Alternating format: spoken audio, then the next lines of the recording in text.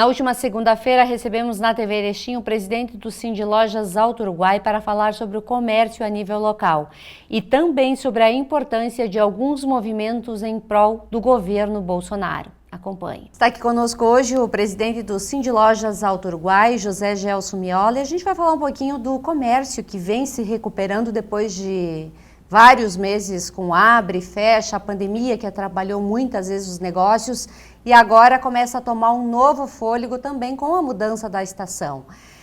Bem-vindo, presidente. Muito obrigado, Sandra. É um prazer mais uma vez estar aqui na TV Erechim, que sempre nos oportuniza falar sobre o nosso comércio de Erechim da região Alto Uruguai. Lembrando que o Sindlojas ele tem atuação em 25 municípios da nossa região.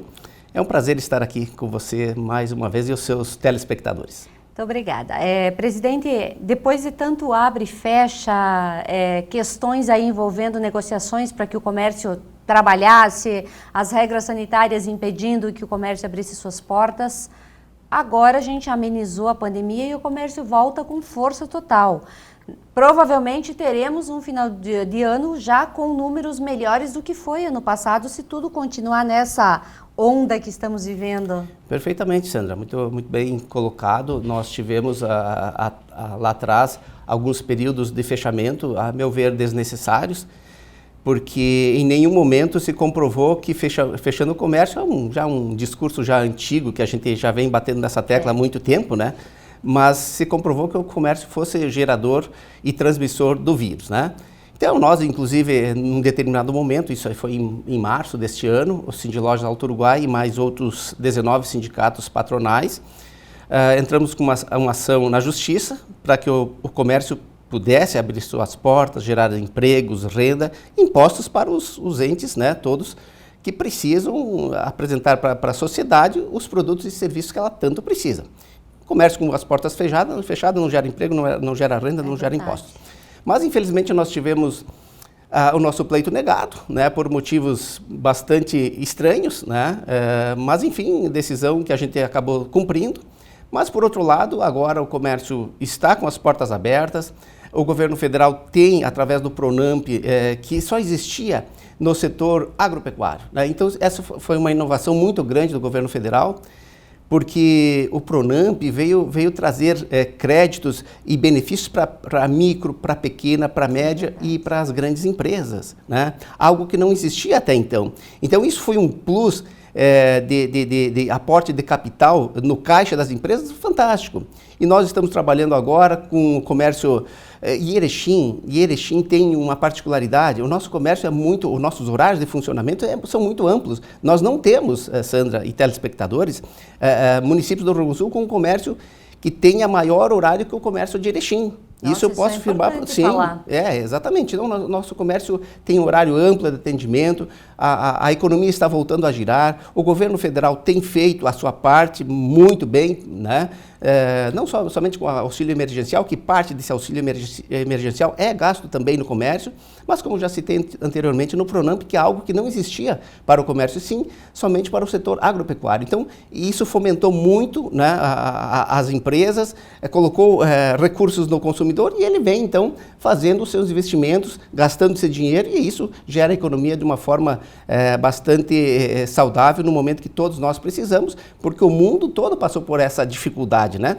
Mas veja que o Brasil tem se destacado. Hoje, se nós formos analisar a questão da vacina, por exemplo, nós somos o primeiro país do mundo, entre os países não produtores de vacina, a vacinar. Nenhum país supera o Brasil hoje. Então isso dá uma tranquilidade para as pessoas poderem se movimentar, saírem de casa, porque é importante sair de casa, não só pela questão psicológica, mas pelo investimento que ela faz nas compras, ela busca serviços, né? E ela movimenta toda a economia. Então é importante que isso esteja acontecendo e nós estamos felizes com esse momento e, como você falasse muito bem, nós certamente teremos um ano bem diferente, bem melhor que o ano passado. Que bom, essa é uma notícia bastante agradável, né? Depois de tantas notícias ruins que a gente trouxe para o telespectador, agora ouvir que o comércio tem todos os motivos para se recuperar é importante. E para aqueles que fecharam as portas, de repente até tem uma outra oportunidade de reabrir novamente. Perfeitamente. Infelizmente, muitas empresas, aquelas que não estavam inseridas nos meios eletrônicos, hoje se sabe que a internet ela é um concorrente, mas ao mesmo tempo que ela é um concorrente, ela é uma oportunidade. Então ela tem esses dois focos. Você perde um pouco pela internet, mas você ganha também com a internet. Então, só que a internet é algo que o pequeno, às vezes, não tem aquela condição toda de investir, né, de ter um telemarketing, né, de contratar uma empresa especializada para fazer essa divulgação. Então, ele depende mais do cliente que entra na sua loja, né? Então, esse sentiu um pouco mais. Muitos deles ficaram pelo caminho, né? Mas existem incentivos por parte do governo para que essas empresas busquem recursos e fazer novos investimentos. Então, o retorno às atividades será gradual dessas que ficaram pelo caminho. Tenho certeza que logo adiante nós teremos, e os números mostrados aí pelos institutos e pelos órgãos oficiais mostram a abertura de novos negócios que está crescendo muito. Então, muitos que ficaram lá atrás já estão reabrindo, talvez não no mesmo segmento, mas num outro segmento, né? Mais adequado, digamos, mais favorável naquele momento, naquele cenário. Então, basta nós analisarmos os números que nós vemos uma abertura de negócios de norte a sul do país acontecendo. Isso vai trazer benefício para toda a economia e todos nós seremos beneficiados. Com certeza. Presidente, desde a última semana a gente tem falado muito sobre as questões políticas no país todo. Até as pessoas que não gostam de comentar esse assunto entraram nas rodas e trouxeram esse assunto à tona. Tivemos em Erechim, na semana passada, os maiores movimentos já realizados em prol de um governo, que foi no dia 7 de setembro. Eu acho que Erechim nunca viu tanta gente unida para defender os seus ideais, os seus objetivos e buscar um Brasil melhor. 7 de setembro é uma data importante que a gente deve ter esse civismo diariamente na nossa vida. O senhor estava em Brasília, participando de um ato muito semelhante também, em apoio ao governo Bolsonaro, contra o STF e alguns desmandos dos senadores e deputados. Fala para nós como foi lá em Brasília. Desde que nós saímos do regime militar, muitos falam em redemocratização pós-regime militar. Eu não entendo assim, porque tu não pode redemocratizar algo que não é democrático. O governo militar, eu vivia no governo militar, né? Vivia no governo militar, que começou em 64 e terminou em 85. Durante o período militar, quem queria trabalhava sem problema nenhum. Professores davam aula sem problema nenhum. Você tinha liberdade para se movimentar, você podia fazer absolutamente tudo. Você só não podia ser subversivo. Isso você não podia fazer mesmo, né? Nós tínhamos ali governos patriotas. Todos os presidentes do regime militar eram extremamente patriotas. Eles vieram de uma formação militar, passaram por colégios militares, e para você passar por um colégio militar com uma disciplina e uma hierarquia e uma dificuldade para chegar lá, e você sair em condições de galgar uma carreira militar, chegar ao generalato e aí atingir uma presidência da República, significa que você tem muita capacidade, você tem muito conhecimento, você tem muita competência e muito preparo para ser. Então, os presidentes do regime militar, eles foram democráticos. Você podia fazer o que quisesse. Só como eu falei, não podia ser subversivo, né? Isso tá aí, e muitos que tentam macular essa história, denegrir essa história, mas a verdade é uma só. Basta pesquisar, basta ler, os que não tiveram oportunidade, né? Buscar informação nos meios adequados e vai encontrar a verdade, né? Então não é que houve uma redemocratização, porque o regime era democrático, né? Apenas nós tínhamos ali governos patriotas. Quando entrou a nova república, a partir de 85, quando da eleição do Tancredo Neves, e que não pôde assumiu o José Sarney, até o governo Temer, nós tivemos vários presidentes e todos eles, em maior ou menor grau, tiveram problemas gravíssimos de corrupção, de desvios, falcatruas e tudo mais. Isso é público e notório, né? Não há como nós fugirmos dessa verdade. Nós tivemos ali o presidente Fernando Collor impeachmentado, por exemplo, Dilma Rousseff também. Nós tivemos outros presidentes, em maior ou menor grau, nós tivemos níveis de corrupção em um determinado período ali, que foram os maiores da história da humanidade, onde saquearam os cofres públicos, onde foram investir em países com o mesmo viés político recursos nossos. E se esses recursos não fossem investidos lá, e sim no Brasil, nós não teríamos seca no Nordeste. Nós não teríamos estradas em péssimas condições. Nós estaríamos anos-luz à frente de muita gente. Mas, infelizmente, não foi o que aconteceu nesse período, a chamada Nova República, né? Até que volta novamente um candidato militar, vindo dos quartéis, né? Falando verdades, e aí muitas vezes dizem, mas ele fala coisas. Sim, ele fala coisas que nós não estávamos acostumados a ouvir. Ele fala verdades que nós não estávamos acostumados a ouvir. É isso, simplesmente isso. E as pessoas se identificaram com um presidente patriota, altamente patriota. Nós já estamos aí há 1000 dias sem um único caso de corrupção. Veja que nós não tivéssemos feito Copa do Mundo, por exemplo, e Olimpíadas, quanto nós teríamos economizado? Agora, Sandra, pega a questão da pandemia.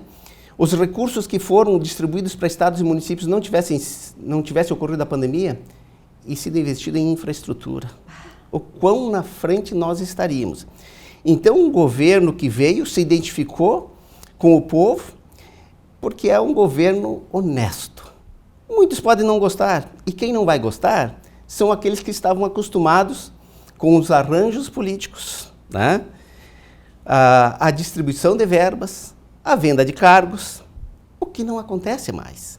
Então, a gritaria toda em cima desse presidente não é porque achem que ele é genocida, que ele é homofóbico, que ele é machista, não é nada disso. Simplesmente porque ele cortou as verbas fáceis para quem não tinha que ganhar. É só essa questão. Não é por outra coisa. Ninguém está provado, né? Está provado que ele não é machista, não é homofóbico, não é racista, não é nada disso. Simplesmente ele cortou as verbas, que ao invés de serem investido na infraestrutura, em benefício do povo, da população, ia para meios escusos, onde governos compravam o Congresso, Câmara e Senado, compravam a imprensa, e aí todos governavam em harmonia. E essa desarmonia, então, que agora aconteceu através de um presidente digno do povo que o elegeu e altamente patriota. E nós estivemos lá, sim, né? Estivemos lá, apoiando este presidente, porque nós entendemos, Sandra, que se nós deixarmos esta oportunidade passar e a esquerda voltar a comandar nosso país, nós retrocederemos. E mais, nós teremos a China mandando aqui. Porque já tem muitos governadores de esquerda fazendo acordos com a China. Tivemos até um determinado partido que fez um congresso aí aliado ao Partido Comunista Chinês. Não é absolutamente nada contra o povo chinês. O povo chinês é tão pacato, ordeiro e pacífico quanto o povo brasileiro. Mas o Partido Comunista Chinês é muito perigoso. E nós não queremos eles por aqui. Nós não queremos bandeira vermelha aqui nunca mais. Então, o perigo da volta da esquerda é que com ela volta todo aquele esquema de corrupção que existiu no nosso país, que sangrou os cofres públicos, né? Quantas milhares e milhões de pessoas morreram nas filas do SUS, do INSS, dos hospitais, porque não tinha medicamento ou não tinha médico, né? Empobreceu o nosso país. Exatamente. Então, agora nós nos identificamos com um presidente altamente democrático, que não rouba e não deixa roubar, e nós somos lá, sim, para prestigiar este presidente, porque entendemos que a nossa oportunidade é agora. Se nós retrocedermos, não vai aparecer outro tão cedo. Então, não podemos deixar voltar para a mão daquelas pessoas, daqueles partidos que sangraram o nosso país, e trabalhar para uma reeleição do nosso presidente Jair Messias Bolsonaro, porque ele representa a dignidade, ele representa a honradez, a ética e o patriotismo. E é isso que nós queremos de um governo. Então, por isso que nós somos lá para apoiar. E estaremos sempre defendendo essas bandeiras que tenham um viés patriota. Esse é o nosso dever enquanto cidadão. E o bonito dessa manifestação toda que ocorreu no país todo e acompanhando diversos noticiários, não se ouviu falar em quebrar lixeira, arrombar carros, agredir pessoas, violência durante o manifesto. Não se ouviu isso ou eu estou enganada? Bom, Sandra, eu estive em Brasília e conversei com muitas pessoas de outros lugares do país também, e lá em Brasília falam de 2 a 3 milhões de pessoas. E eu digo para ti o seguinte, não teve absolutamente um carro riscado. Ao meu lado tinha uma senhora amamentando seu bebê com uma mamadeira. Nossa. Tinha pessoas jovens, tinha crianças, tinha idosos, tinha pessoas com cadeira de rodas lá. E uma senhora que me chamou a atenção porque amamentava seu filho com uma mamadeira. É isso. Então, um povo patriota, educado e que tem evoluído muito. E que não se veste mais de verde e amarelo somente nos jogos da seleção. E sim para defender o seu país, a sua pátria, né? E nós nos identificamos com um presidente que fez ressurgir este amor, este civismo, né? Em nossas famílias, nas nossas vidas, né? Quantas pessoas que começaram a colocar em suas casas, em suas empresas, a bandeira do Brasil, né? Então, este amor, este civismo, é importante que a gente resgate, e nós conseguimos resgatar através de um presidente que está aí fazendo um trabalho belíssimo, defendendo os interesses da nossa população, assim, de uma forma muito eficaz. Presidente, nós somos aqui uma região muito agrícola. Todos nós temos uma origem lá na roça, numa colônia, nós somos criados dessa forma. Tanto que os nossos finais de semana, muitas vezes, é correr para o interior, porque é onde a gente se sente acolhido e se sente refugiado, é lá as nossas raízes. E o marco regulatório quer, de repente, impedir algumas propriedades que algumas pessoas permaneçam lá. Como é que o senhor analisa tudo isso? Bem, o território nacional, claro que os índios habitam aqui muito antes que os imigrantes italianos, poloneses, correto, alemães viessem para cá, né? Mas hoje nós entendemos que temos terra suficiente para os índios, né? Eles podem inclusive produzir, não precisam mais viver nas rocas, não precisam viver da caça e da pesca, né? Eles podem produzir e com o fruto do seu trabalho ter uma condição de vida digna. Porque o índio também, ele quer ter condição de vida digna e ele pode ter. E já temos terras suficientes para o índio estar lá, respeitado, o presidente respeita os indígenas, né? Respeita.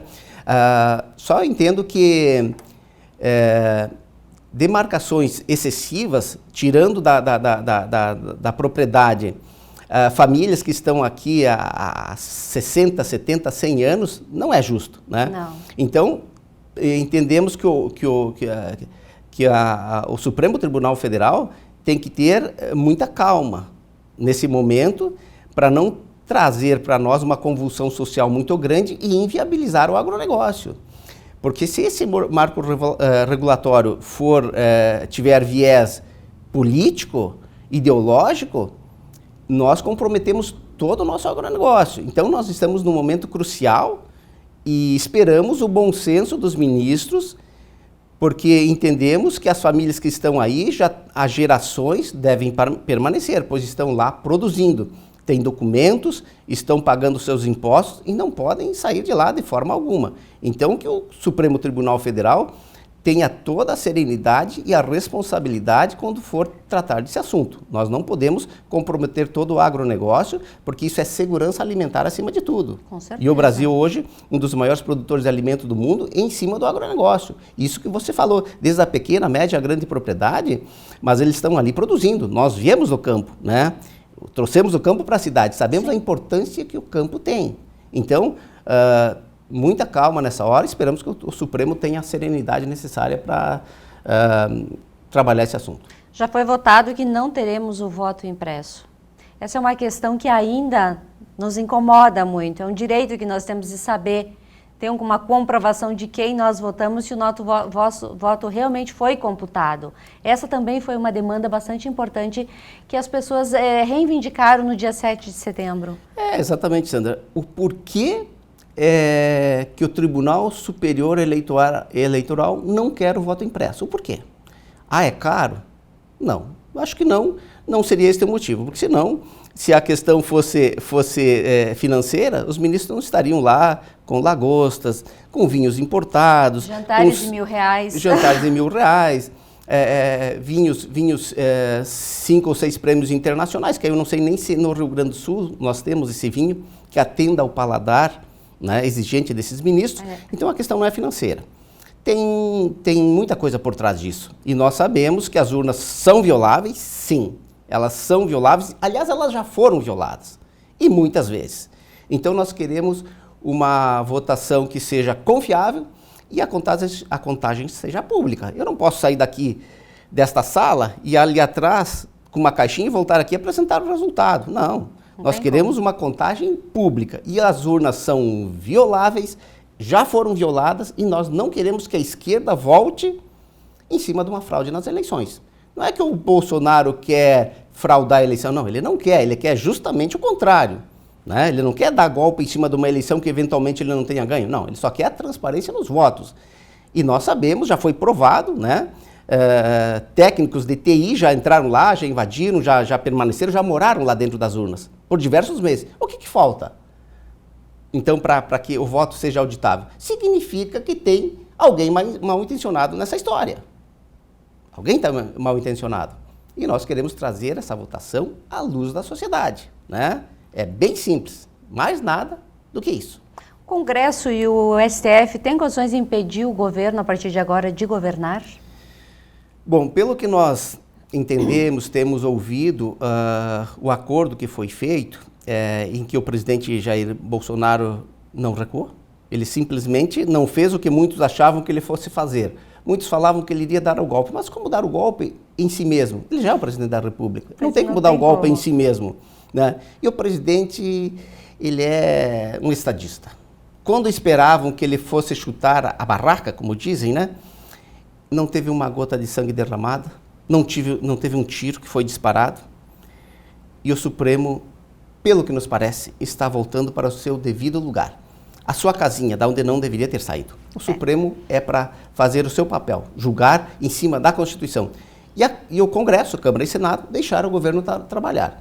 Então, parece-me que foi feito um acordo nesses termos, e o governo federal, com o apoio da população, que se mostrou aos milhões no Brasil, teve esse respaldo para chegar e dizer, STF, você cumpre o teu trabalho, Câmara e Senado cumprem o seu papel. E eu fui eleito pelo povo para governar. Me parece que isso vai acontecer. Vamos aguardar os próximos acontecimentos, mas eu tenho certeza que nós vamos melhorar bastante nessa questão e quem sabe agora deixe o nosso governo, o nosso presidente poder trabalhar e fazer as mudanças que o país tanto precisa e nós já o elegemos para isso. Com certeza. Presidente, obrigada por estar aqui falando um pouquinho desse assunto que nos interessa. Eu acho que é importante que todos nós saibamos o que está acontecendo no Brasil e que a gente também tenha um posicionamento de que unidos nós vamos conseguir um Brasil melhor, uma cidade melhor, um comércio organizado e assim por diante. Muito obrigada. Obrigado, Sandra. Eu quero ressaltar aqui as manifestações que aconteceram em todo o Brasil, aqui em Erechim especialmente, que é a nossa terra que nós escolhemos para viver, queremos estar aqui, amamos estar aqui, optamos por estar aqui, e todos que estiveram nas ruas de Erechim e de todas as cidades do Brasil. Eu não pude estar, como falei, estava em Brasília, mas pelas informações suas, inclusive, foi maravilhoso o evento aqui, então parabéns a todos que estiveram investidos e vestidos de verde e amarelo, né? Numa demonstração cívica e patriótica que nós não estávamos mais acostumados, porque os governos que passaram, eles sufocaram toda essa questão do patriotismo, do hino nas escolas, do uniforme escolar, do amor aos nossos símbolos nacionais. Isso tudo foi colocado para baixo do tapete e agora está ressurgindo. Então, parabéns a todos. Nós somos lá, não como presidente do Sindlojas Alto Uruguai, embora eu tenho certeza que a grande maioria dos nossos diretores, da nossa diretoria e dos nossos comerciantes apoiam o nosso presidente. Também não fui falar em nome da FEComércio, mas a FEComércio apoia o nosso presidente Jair Bolsonaro, porque é quem defende uma pauta liberal de trabalho, sem corrupção, defende valores da família, da igreja e todos aqueles valores que nós aprendemos nas nossas casas. Então, é bom estar participando desses movimentos que fazem com que a gente acredite no Brasil. Nós amamos essa terra, é uma terra cobiçada pelo mundo, o porquê de tantos interesses do mundo em cima do Brasil, mas nós não precisamos, nós somos professores deles em alguns quesitos. Nós não precisamos que eles venham aqui nos dizer o que fazer. Aliás, eles têm que vir aqui para aprender com nós, né? Com certeza. E nesse momento, inclusive, podemos dar uma lição em muitos países e muitas pessoas que criticaram o nosso governo por demorar na compra das vacinas, e nós somos referência em vacina agora. Exatamente. Só que é aquela coisa, se o governo sai lá e antes de comprar, compra antes da Anvisa liberar, pronto, já vem dá uma CPI. Já dá uma CPI. Então o governo comprou na hora certa e hoje nós estamos vacinando, somos o primeiro país do mundo. O que mais que nós queremos além disso? Muito obrigado, Sandra, prazer estar aqui com você sempre, né? E os seus telespectadores que dão audiência aí para o seu canal aí, que é muito importante para levar a boa informação, informação verdadeira para a nossa comunidade. Muito obrigado.